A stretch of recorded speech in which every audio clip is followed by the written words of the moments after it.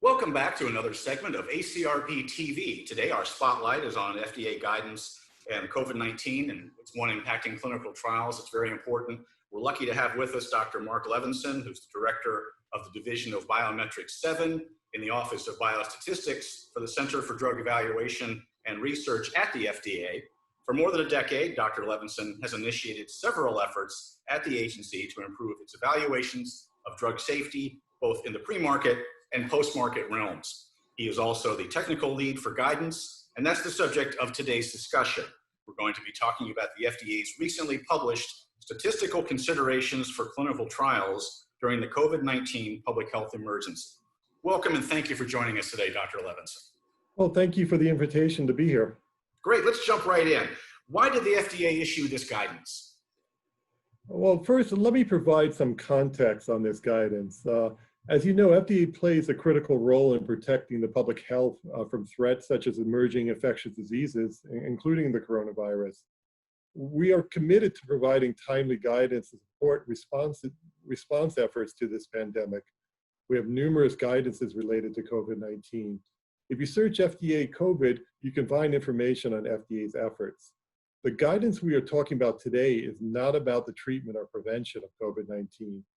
It's about addressing the impact of COVID-19 on ongoing clinical trials of all medical products, whether a diabetes product or an oncology product. We know patients may not be able to get to study sites because of public health recommendations. Patients may not be able to obtain the investigational product. They may also get sick from COVID themselves. All these things are going to impact ongoing trials. Before you read the statistical guidance, I suggest you start with a more general guidance on the conduct of trials during the COVID-19 public health emergency. The guidance we are discussing today focuses on statistical issues. This guidance will help ensure that the trials will provide interpretable findings with correct statistical quantification of uncertainty.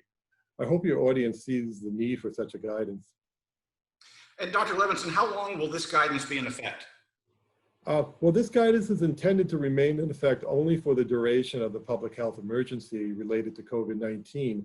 And this was declared by the Secretary of Health and Human Services on January 31st, 2020.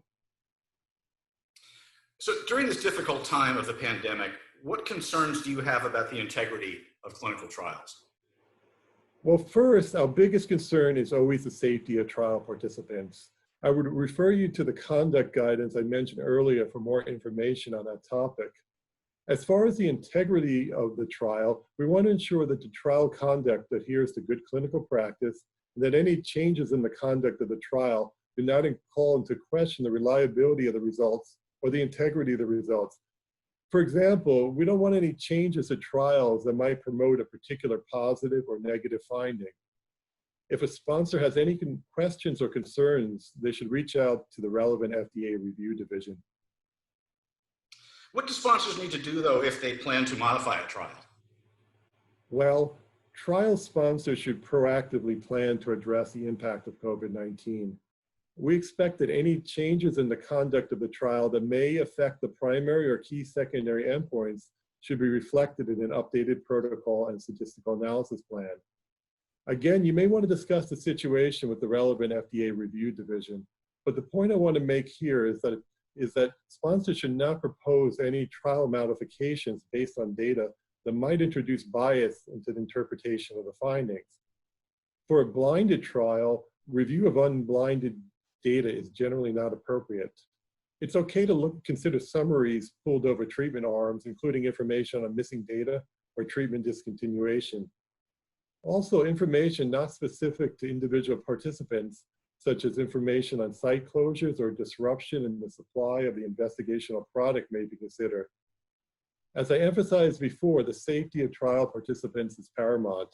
With appropriate safeguards for the integrity of the trial, such as the use of a data monitoring committee, a trial may be stopped for safety of the participants based on unblinded data. And how do you address the impact of COVID-19 on evaluating the primary and key secondary endpoints of the trial? Sure. This is the heart of the guidance. It is likely multiple strategies are necessary. Again, I recommend consultation with the relevant FDA review division. First, I'd like to mention, we recommend that the trials collect specific information at the participant level describing the impact of COVID-19 on events such as missed study visits or discontinuation of treatment. This will be helpful in the analysis and interpretation of the trial.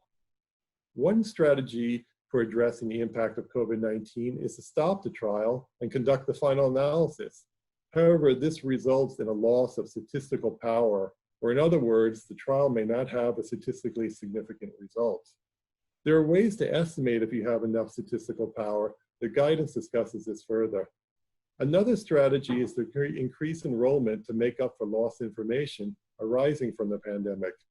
The guidance also discusses related strategies like the use of interim analyses. Missing data are expected to be a big issue in trials impacted by COVID-19. Participants may not be able to undergo protocol-specified assessments. Missing data is a complicated subject in the design and analysis of trials. Because COVID-19 likely affects the treatment arm similarly, there may be straightforward ways of handling missing data. Again, if you're interested in details, I recommend you refer to the guidance. Finally, one can consider changing the endpoints of the study. This is a serious consideration and should be done blinded to the trial data and in consultation with FDA. One possibility is to do remote assessments when in-person ones are not possible. Another possibility is to expand the window of time an assessment might be performed. The guidance has other suggestions as well. A lot of upfront thinking and discussions are necessary before making any of these changes. Statistical sensitivity analyses will be important to evaluate the effect of any changes. I hope that has all been helpful. Oh, absolutely. I want to thank you so much for joining us today. This has been fantastic. You've really given us a lot to think about here. Before I let you go, is there anything that you'd like to add before we close up the segment? Yes, if anyone has any further questions after reading the guidance that may not be addressed, there is an email in the guidance where we do take questions related to this topic. I'll try to provide it now, but you can refer to the actual guidance if you don't catch it here. It's clinical trials conduct -COVID-19 at fda.hhs.gov. It was a pleasure being here, and thank you all, and stay safe. Thank you so much for joining us. This has been ACRP TV, our spotlight segment on an important FDA guidance impacting COVID-19 and clinical trials. Dr. Mark Levenson, I want to thank you again so much for joining us today. Okay, thank you.